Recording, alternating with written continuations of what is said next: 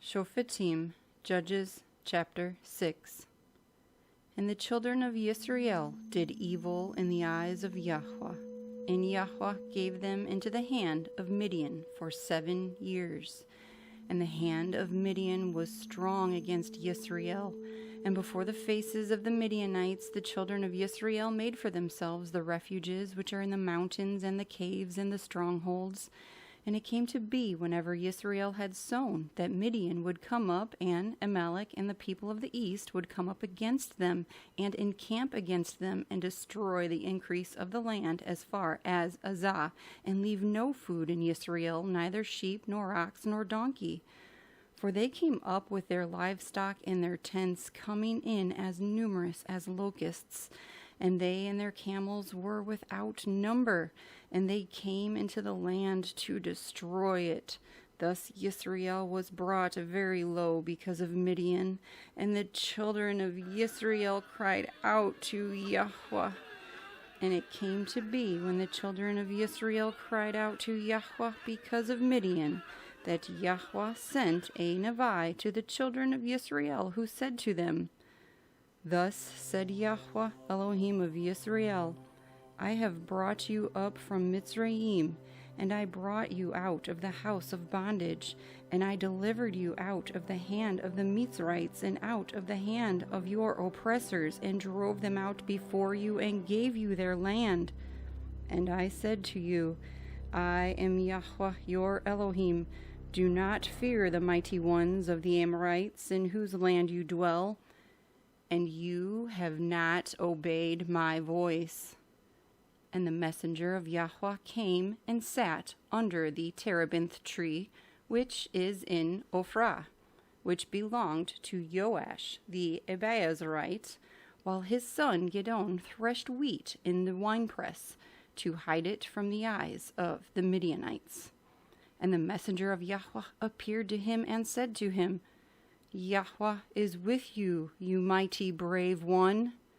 And Gid'on said to him, O my master, if Yahuah is with us, why has all this come upon us? And where are all his wonders which our fathers related to us, saying, Did not Yahuah bring us up from Mitzrayim? But now Yahuah has left us and given us into the hands of Midian. And Yahuah turned to him and said, Go in this strength of yours, and you shall save Yisrael from the hand of the Midyanites. Have I not sent you? And he said to him, O Yahuah, with what do I save Yisrael? See, my clan is the weakest in Manasseh, and I am the least in my father's house. And Yahuah said to him, Because I am with you, you shall smite the Midyanites as one man. And he said to him, Please, if I have found favor in your eyes, then show me a sign that it is you who are speaking with me. Please do not move away from here until I come to you and bring out my offering and put it before you. And he said, I shall stay until you return. And Gid'on went in and prepared a young goat and unleavened bread from an ephah of flour. The meat he put in a basket, and he put the broth in a pot. And he brought them out to him under the terebinth tree and presented it. And the messenger of Elohim said to him, Take the meat and the unleavened bread, and lay them on this rock, and pour out the broth. And he did so. And the messenger of Yahuah put forth the end of the staff that was in his hand, and touched the meat and the unleavened bread. And fire went up out of the rock, and consumed the meat and the unleavened bread. And the messenger of Yahuah went up from his sight. And when Gid'on saw that he was a messenger of Yahuah, Gid'on said, O Adonai Yahuah, for I have seen a messenger of Yahuah face to face. And Yahuah said to him, Peace be with you. Do not fear. You do not die. And Gid'on built an altar there to Yahuah, and called it Yahuah Shalom. To this day it is still in Ophrah of the Abiezerites.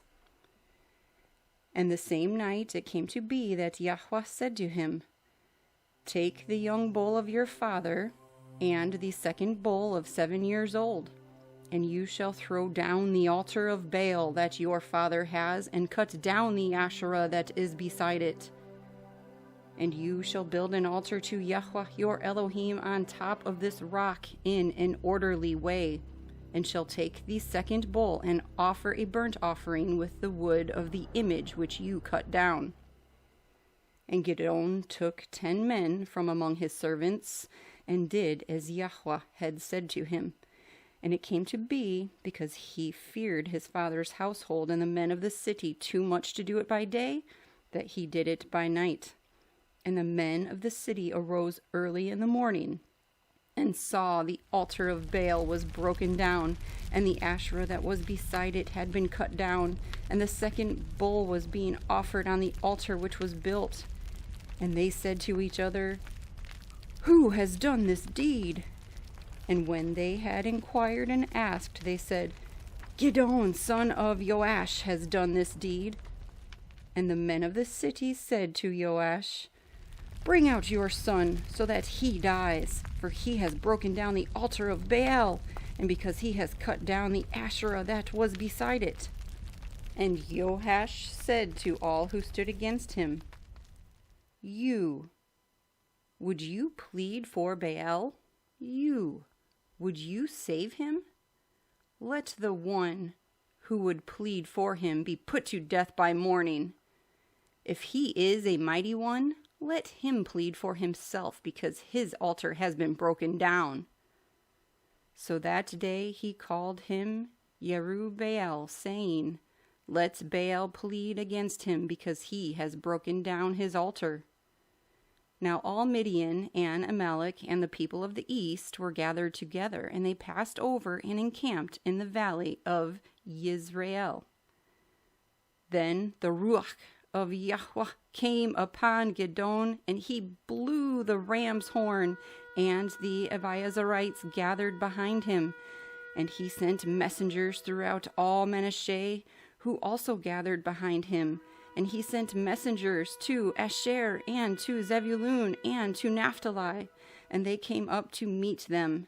And Gid'on said to Elohim, If you are saving Yisrael by my hand, as you have said, see, I am placing a fleece of wool on the threshing floor.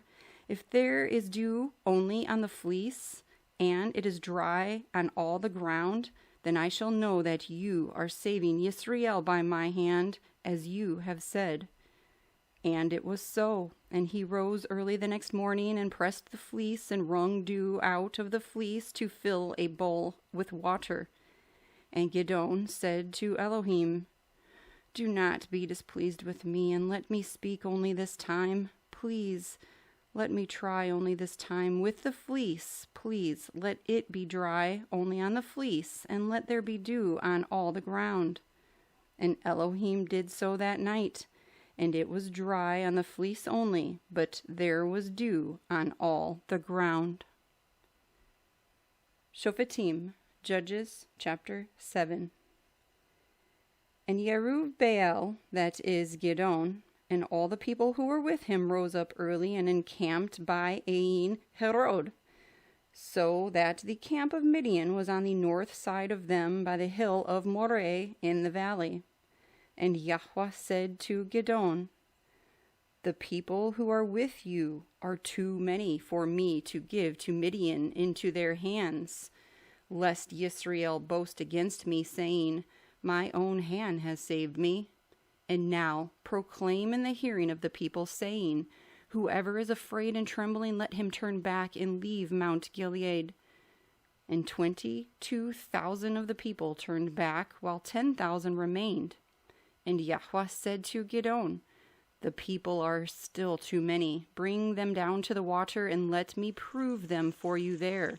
And it shall be that of whom I say to you, This one goes with you, let him go with you. And of whomever I say to you, This one does not go with you, let him not go.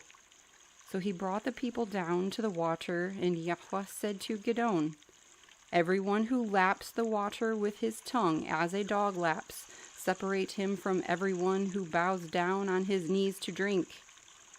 And the people of those who lapped, putting their hand to their mouth, was 300 men, and all the rest of the people bowed down on their knees to drink water.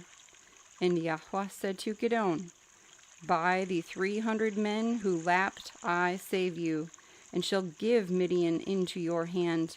Let all the other people go, each to his place. And the people took food and their ram's horns in their hands, and he sent away all the rest of Yisrael, each to his tent, but kept those 300 men. Now the camp of Midian was below him in the valley. And it came to be on that night that Yahuah said to him, Arise, go down against the camp, for I have given it into your hand. But if you are afraid to go down, you and Purah, your servant, to the camp. And you shall hear what they say, and after that let your hands be strengthened, and you shall go down against the camp. So he went down with Purah, his servant, to the edge of the armed men who were in the camp. And Midian and Amalek and all the people of the east were lying in the valley, as many as locusts. And their camels were as numerous as the sand by the seashore. And Gid'on came, and see, a man was relating a dream to his companion, and said, See, I had a dream, and see, a loaf of barley bread tumbled into the camp of Midian, and it came to a tent and smote it, so that it fell and overturned, and the tent fell down. And his companion answered and said, This is none else than the sword of Gid'on, son of Joash, a man of Yisrael. Elohim has given Midian and all the camp into his hand. And it came to be when Gid'on heard this dream related and its interpretation that he bowed himself down, and he returned to the camp of Yisrael and said, Arise, for Yahuah has given the camp of Midian into your hand. And he divided the 300 men into 3 companies, and he put a ram's horn into the hands of all of them, with empty jars and torches inside the jars. And he said to them, Watch me and do likewise, and see, when I come to the edge of the camp, do as I do. And I shall blow the ram's horn, I and all those with me. Then you shall also blow the ram's horns round about all the camp, and say, For Yahuah and Gid'on. And Gid'on and the 100 men who were with him came to the edge of the camp at the beginning of the middle watch, as they had but newly posted the watch. And they blew the ram's horns and broke the jars that were in their hands. And the 3 companies blew the ram's horns and broke the jars, and held the torches in their left hands and the ram's horns in their right hands for blowing. And they cried, For Yahuah and for Gid'on. And each stood in his place round about the camp, and all the army ran and cried out and fled. And the 300 blew the ram's horns, and Yahuah put the sword of each one against the other throughout all the camp. And the army fled to Beit Shittah toward Ze'erah, as far as the border of Avel Mecholah by Tebeth. And the men of Yisrael were called from Naphtali and from Asher and from all Manasseh, and pursued Midian. Then Gid'on sent messengers throughout all the mountains of Ephraim, saying, Come down to meet Midian, and capture from them the watering places as far as Beith Berah and the Yarden. So all the men of Ephraim were called and captured the watering places as far as Beith Berah and the Yarden. And they captured 2 princes of Midian, Orev and Zeev, and slew Orev at the rock of Orev, and Zeev they slew at the winepress of Zeev, while they pursued Midian. And they brought the heads of Orev and Zeev to Gid'on beyond the Yarden. Shophetim, Judges, chapter 8. And the men of Ephraim said to him, What is this you have done to us by not calling us when you went to fight with Midian? And they contended with him sharply. And he said to them, "What have I done as compared with you? Are the gleanings of Ephraim not better than the grape harvest of Aviezer? Elohim has given into your hands the princes of Midian, Orev, and Zeev. And what was I able to do as compared with you?" And when he had said that, their rage toward him subsided. And Gid'on and the 300 men who were with him came to the Arden, passing over, weary yet pursuing.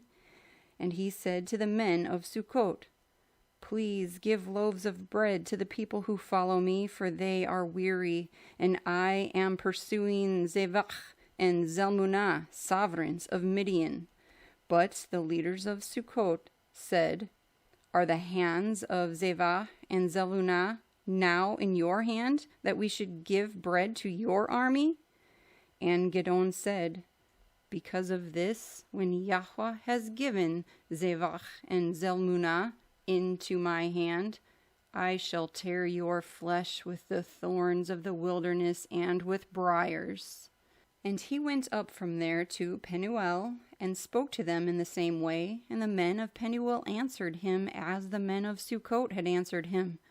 So he spoke also to the men of Penuel, saying, "When I come back in peace, I shall break down this tower."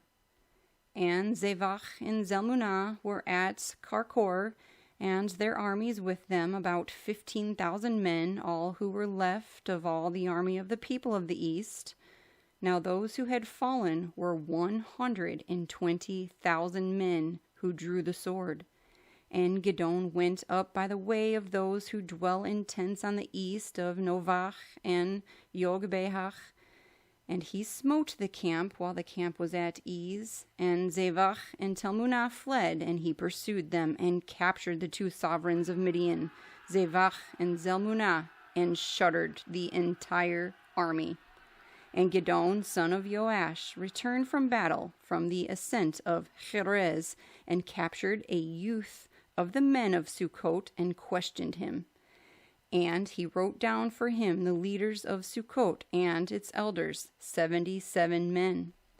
And he came to the men of Sukkot and said, "See, Zevach and Zalmunna, about whom you taunted me, saying, Are the hands of Zevach and Zalmunna now in your hand, that we should give bread to your men who are weary?"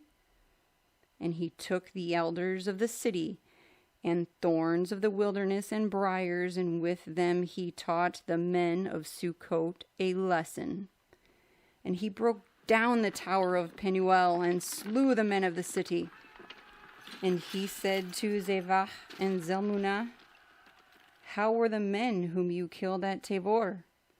So they answered, "They were like you. Each one looked like the son of a sovereign." And he said, "They were my brothers, the sons of my mother. As Yahuah lives, if you had let them live, I would not slay you." And he said to Yether, his firstborn, "Rise, slay them." But the youth would not draw his sword, for he was afraid, because he was still a youth. Then Zevach and Zalmunna said, "Rise yourself and fall on us, for as a man is, so is his might." So Gid'on arose and slew Zevach and Zalmunna, and took the crescent ornaments which were on their camels' necks. So the men of Yisrael said to Gid'on, "Rule over us, both you and your son, also your son's son, for you have saved us from the hand of Midian." But Gid'on said to them, "I do not rule over you, nor does my son rule over you. Yahuah rules over you." And Gid'on said to them, "I have a request to make of you, that each of you give me the ring from his spoil." For they had rings of gold, because they were Ishmaelites. And they said, "We shall certainly give them." And they spread out a garment, and each man threw into it the ring from his spoil. And the weight of the gold rings that he requested was 1,700 pieces of gold, besides the crescent ornaments and the pendants and purple robes which were on the sovereigns of Midian, and besides the chains that were around their camels' necks. And Gid'on made it into a shoulder garment, and put it up in his city Ophrah. And all Yisrael went whoring after it there, and it became a snare to Gid'on and to his house. Thus Midian was humbled before the children of Yisrael, and they lifted their heads no more. And the land had rest for 40 years in the days of Gid'on. And Yerubbaal, son of Joash, went and dwelt in his own house. And Gid'on had 70 sons who were his own offspring, for he had many wives. And his concubine who was in Shechem also bore him a son, and he gave him the name Abimelech. And Gid'on, son of Joash, died at a good old age, and was buried in the tomb of Joash his father in Ophrah of the Abiezerites. And it came to be when Gid'on was dead, that the children of Yisrael again went whoring after the Baals, and made Baal-berith their mighty one.